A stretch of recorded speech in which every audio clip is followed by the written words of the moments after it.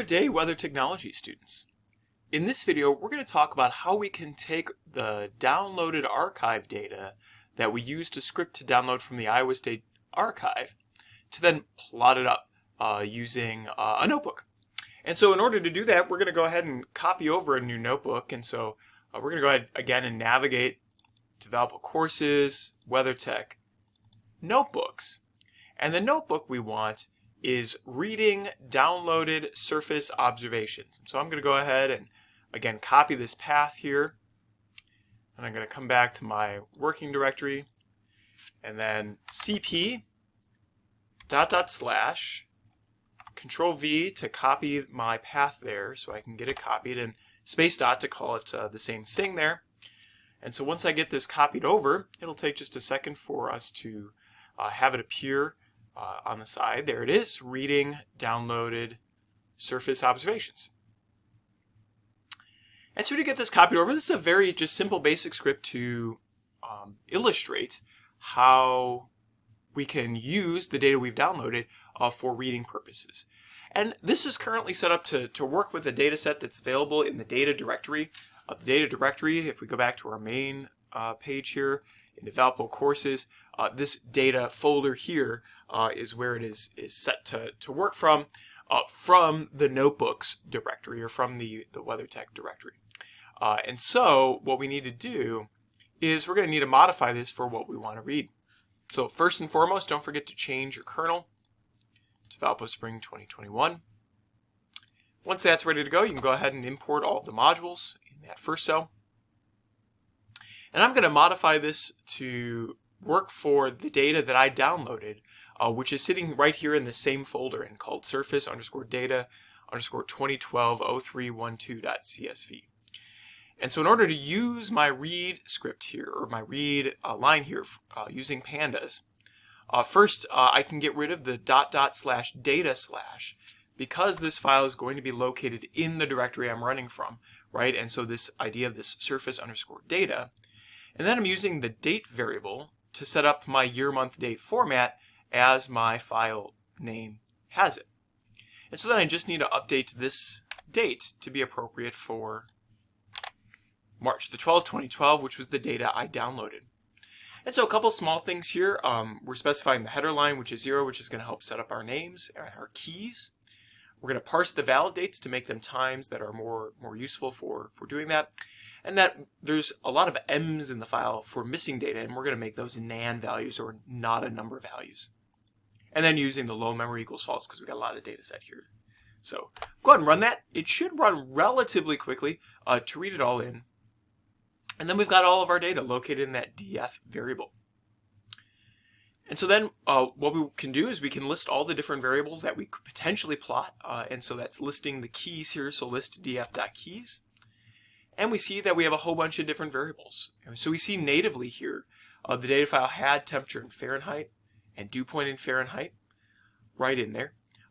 In the download file, I did some work to then allow some other things to be computed or reoriented in a different manner. And so we now also have present weather, cloud cover in ways that will make it easy for plotting purposes, the eastward wind, the northward wind, and air pressure at sea level, which I calculated from the altimeter setting and used elevation and temperature and the altimeter to ultimately get that estimate of air pressure at sea level.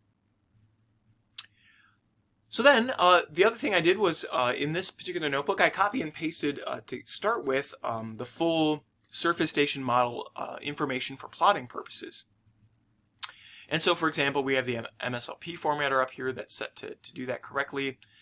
But then I added in something else. So it turns out that the data that we're getting from Iowa State has a lot of data in it. And so much so that it can cause some things to choke a little bit in plotting of our surface data. So what I've set up here is I've set up two variables that are going to help us subset by latitude and longitude. So right now for latitude, I'm saying give me everything that's less than 50 degrees north and greater than 20 degrees north. This is going to set up something called a Boolean array that's going to allow us to then subset our data for only those things that are true. So things that are between 50 and 20 degrees north latitude. Same thing for longitude. Here our data is in our degrees east longitude, but using negative values as we would normally think about it. So here we're going between minus 70 degrees west and minus 100 degrees west. So remember that we're getting more negative as we go from east to west across the United States. And so it's df.ln less than minus 70 to df.ln greater than minus 100. And then again, here I need to either set a new date time variable because I didn't specify an hour before, and so maybe I want to do a very particular hour. And so we're going to shift this over to March 12th, 2012 at 12 UTC. And that you can see in my call here for the data, this is where I'm subsetting my data frame. And so I'm just subsetting on the fly to reduce the amount of data that's going to try to be plotted, just to be a little closer to over what my window is going to plot. And then other than that, most everything else is the same because I've calculated these variables for you and they should be available in the file. I'm again still plotting right now just over Indiana. So let's go ahead and run this and see what we get. And there we get a nice map. So it looks like it was definitely one of the warmer days. So this at 12 UTC in the morning was already 60 degrees down in West Lafayette, 54 right up in Michigan City at that lakefront there. If I wanted to, I could just quickly now change to 18 UTC, see what it was at midday. Again, it'll take just a few seconds to run. We could see it was a beautiful day, right? 72, 70, 61. And we've got a good number of stations on here. But what if I wanted to look bigger? What if I wanted to go across the US? I could go ahead and type in US here, or US LCC, I believe, would actually give us a nice projection for the LCC projection. Oh, wow. I got lots of points there, but I'm also cut off a little bit, right? Because I set that subset off at a very particular point. So the first thing I'm going to do is I'm going to both increase here. I'm going to make that 3. See how that goes. And now I'm going to augment my longitude subset to now, instead of minus 100, we're going to go to minus 120 and see what that does for us. All right, that's a little better. We're still a little offset here in our image. I'm going to go ahead and make this a little bigger. I'm going to go 20 by 20. It looks like maybe we're cutting off just a little bit to the east. So I'm going to go ahead and modify this to be minus 65. And we'll go ahead and run that. All right, well now this is great, but now I need to add more points back in. So let's go to 1.5 and see what that looks like for our reduced points. That's definitely a little bit better, but whoops, I'm missing my coastlines here. So let's go ahead and add into our list here coastline.